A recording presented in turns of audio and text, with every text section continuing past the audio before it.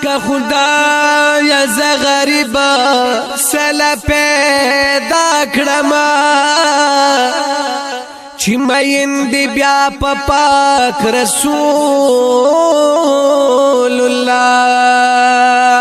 کړم اوس می وساد لار نشتا چې زور شما نو تر سو بزد ځان سرا جړا کړم پاک خدای ته می بوزي مدینه تا دا باقی عمر روزه کی بوفا کړما مشهدی د شیخ چلی پشان خیالونا تصور کی ځان له جوړا یو دنیا کړم